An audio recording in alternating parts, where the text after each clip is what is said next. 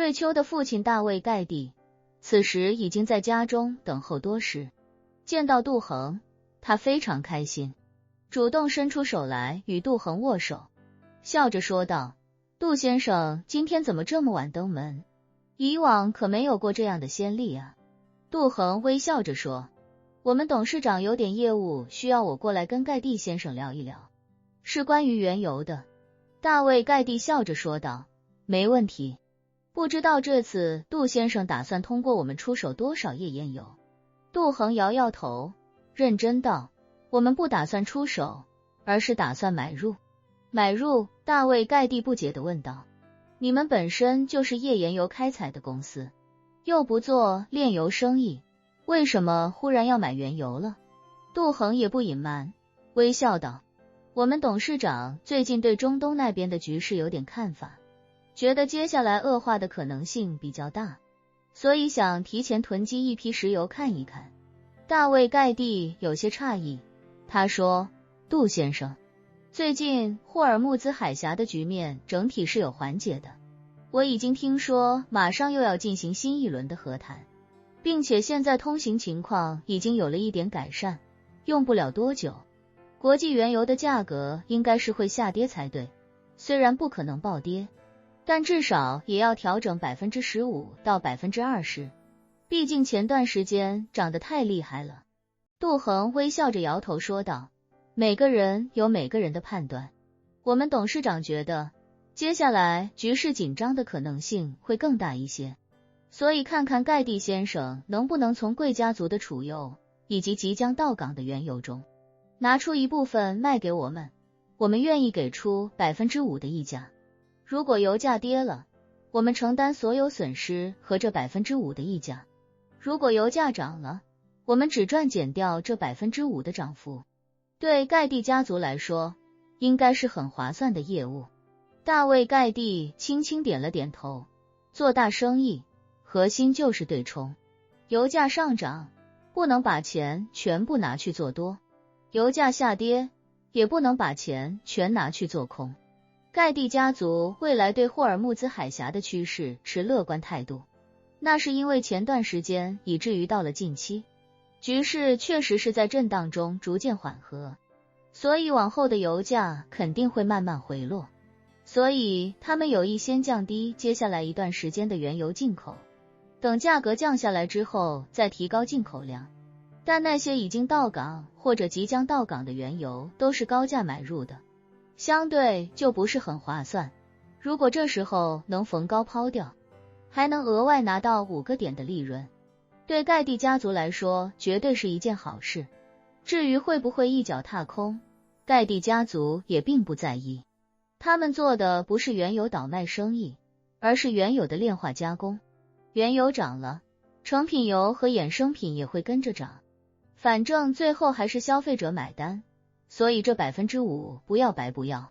于是大卫盖蒂不假思索地说道：既然杜先生有做多的想法，那我们可以配合出让一部分原油给你们。不过问题是，你们有没有足够的储油能力？我们陆续还有上百万吨原油到港，你们如果想要这些原油，就要有能力消化。杜恒微笑着说：盖蒂先生，你们未来5天内生产环节用不到的原油，以及你们海路即将到港的原油，我们全要了。我们董事长就想做一波短线，5天之内，如果涨了，我们就直接找好买家，油轮到港就立刻交割，如果跌了也是一样，我们认赔离场，5天之后不会额外占用你们的油轮和储油空间。大卫盖蒂笑道：那就没问题了，我让人把未来5天到港的所有油轮信息以及运载量整理出来给你们，你们看需要多少，定好了我们就直接签协议。没问题。杜恒满意的点了点头，笑道：那就谢谢盖蒂先生了。杜恒此时信心满满，毕竟这个行情动态已经不只是内幕消息那么简单，罗斯柴尔德家族在美利坚以及国际原油市场的影响力几乎是绝对的。如果说别的家族还在预判行情，那罗斯柴尔德家族自己就是行情。这消息要是都能出错，那这世界上就没什么可以信得过的内幕消息了。几十上百万吨原油，如果拉升10个百分点，去掉给盖蒂家族的5%，一吨还有30多美金的利润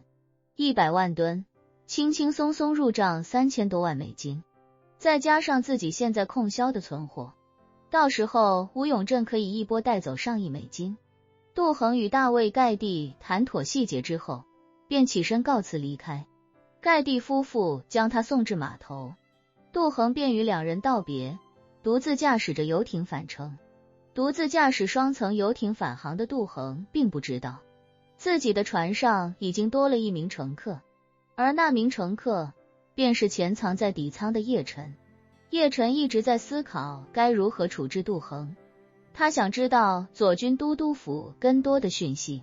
最好的办法就是直接给杜恒来个心理暗示，毕竟杜恒的修为远不如他，控制起来易如反掌。不过叶晨也有隐隐担心，破清会另外2名长老目前去向不明，万一其中一个在左军都督府，那被心理暗示的杜恒一回去，自己就暴露了。权衡之后，叶晨决定先将杜恒控制起来，把想知道的问题一次问个清楚，包括破清会长老的相关讯息。如果破清会的长老就在美国，那索性一不做二不休，直接把杜恒干掉，尸体收进空间，干净到谁都不可能查到半分线索。如果破清会的长老不在此地自然最好，那样的话，杜恒就可以成为自己的傀儡。接下来如果想对左军都督府动手，有他从中策应，自然会轻松许多。于是就在杜恒专心驾驶游艇的时候，叶晨悄无声息地从底舱走上来，在杜恒身后淡淡说了一声，把船停下。杜恒听到叶晨的声音，潜意识第一秒是极度震惊和惊慌。他是破清会培养出来的修士，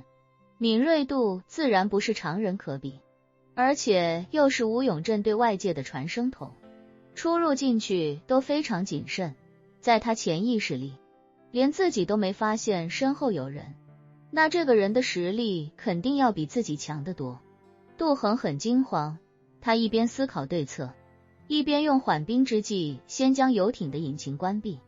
随后小心地转过身，紧张地说：高人饶命。叶晨并没有阻拦杜恒的转身，